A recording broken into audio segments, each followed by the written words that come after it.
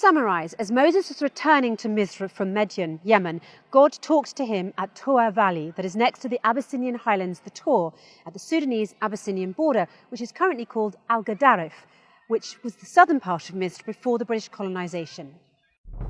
Sanin and Sina, according to tafsir books and authentic Arabic dictionaries, are popular nouns with Abyssinian origin.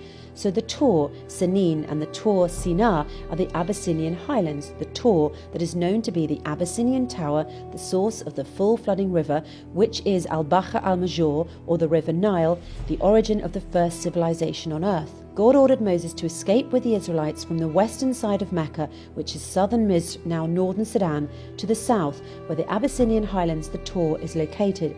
Moses settled with the Israelites on the Abyssinian Tower, or the Tour. When Moses told the Israelites afterwards, go down to Misr, it really meant linguistically to go down from the top of the heights to the valley. So moving forward, do Jews still live in the Abyssinian highlands? Absolutely. The Ethiopian Jews, Falasha Jews, or as they're also called, Beta Israel, live in the Abyssinian highlands, or the Tour, in total isolation from Ethiopian society.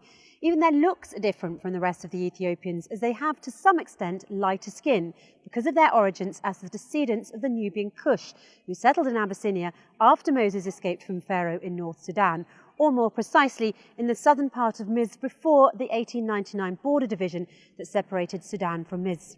In the mid-1980s, large numbers of the Falasha Jews emigrated to Israel. They have their own synagogues and they live on the borders of the Arab and Muslim neighbourhoods, separating them from the rest of the Jews. Falasha in the Ethiopian language means to emigrate, and it's clear from this name that these Jews are the ones who arrived to Abyssinian highlands, the Tour, as a result of their immigration with Moses, escaping from the Pharaoh. One of the main things that differentiate Falasha Jews from other Jews is that they don't believe the Talmud, and they only believe in the first 5 books from the Old Testament, which are preserved in their Ge'ez language, which is a South Arabian language. The Falasha Jews do not believe in Talmud, as they believe it's fabricated, thus protecting the origins of Judaism from deviation. The Falasha believe in the God of the Israelites, who has chosen them over the rest of humanity. They believe in the 10 Commandments and pay significant attention to the rules of purity, which are pretty strict. For example, the purification of women after menstruation, which follows quite a complicated process. One of the most important means of worship for Jewish Falasha are prayers, and they perform these prayers in a synagogue called Masjid. The Falasha do not enter the Masjid with their shoes, similar to Muslims, a practice that is not followed by other sects of Jews or Christians. Their hymns are in the Ge'ez language, not in Hebrew, and they pray 3 times a day, after sunrise, midday and after sunset. It's key here to remind ourselves of the first verses of Surat al-Tur and try to make sense of them. By the Tur, and the book written in organised lines on an unrolled goat skin, and by the house frequented, and by the roof exalted, and by the Baqarah kept filled, or the large body of water kept filled. Let's get started with and by the house frequented. The obvious understanding is that on the Tur, on the Tower Heights, on the biggest highest spot in all of the Arabian and African region, the Abyssinian highlands, there is a place of worship. On the Abyssinian highlands exists the oldest place of worship, the Temple of Yeha. The oldest standing structure in Ethiopia was able to resist earthquakes that swept through the area. The Temple of Yeha goes back to before Christianity and Islam. It was built in the days of the Prophet Solomon and is now considered to be a UNESCO World Heritage Site. The Yeha temple was built as a cube, exactly the same as the Kaaba, which is not considered a typical Abyssinian building style at that time. Archaeologists in Ethiopia and worldwide consider cubical buildings to be only limited to the region of the Arabian Peninsula. It is thus clear that whoever built the Yeha temple was inspired by a similar structure in the Arabian Peninsula. The interior of the Yeha temple is similar to any Abyssinian church or temple. It consists of 3 main parts: the place where hymns are sung, the second where the priests give the Eucharist, and the third is the sacred space called the Holy of Holies, or the Maqdas in the Ge'ez language, where worshippers place the Tabut, or the Ark of the Covenant. Let's take a deep breath here and stop at the linguistic meaning of words in different languages. Sacred or Muqaddas in Giaz, the Abyssinian language, means Holy of Holies, which in Hebrew is called Beit Maqdash. Since the Giaz language, which is a South Arabian language, is older than Hebrew, it's clearly evident that the word Muqaddas was first brought to existence in the Abyssinian temples, and afterwards came the word Beit Maqdash in Hebrew. As we just mentioned, Muqaddas is the location inside the Abyssinian temple that has the Tabot or Ark of the Covenant, whether it is the true Ark or a structure in the shape of the true Ark.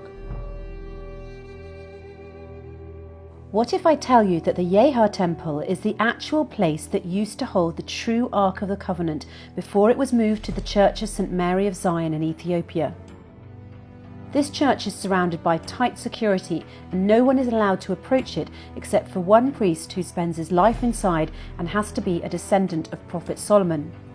The Yeha temple is the sacred house, Bayt al-Muqaddas, that people raised on the Tur, the Abyssinian highlands, referring to the house frequented, or al-Bayt al-Mamur, before the rise of Islam and Christianity. So what is this Tabut, or Ark of the Covenant? The Ark of the Covenant is the most important religious artifact for the three monotheistic religions, Judaism, Christianity and Islam. For Muslims it is called Tabut al-Sakina, or Ark of Tranquility. It was mentioned in the Quran in verse 248 al-Surat al-Baqarah. And further their prophet said to them, a sign of his authority is that there shall come to you the Ark of the Covenant, the Tabut, with an assurance therein of security from your Lord, and the relics left by the family of Moses and the family of Aaron, carried by angels. In this is a symbol for you, if ye indeed have faith. The Ark of the Covenant is a symbol of the covenant between God and humans. It holds the 10 commandments given to Moses, in which God ordered humans to follow and preserve, whether you were Muslim, Christian or Jewish. According to the verse in the Quran, God sent the Ark of the Covenant to the Israelites, carried by the angels between earth and heaven, until it was laid down on earth. The 10 commandments were inscribed on stone tablets, which included a few things that were specific to Moses, such as the staff of Moses or his walking stick that was transformed into a snake in front of Pharaoh's magicians.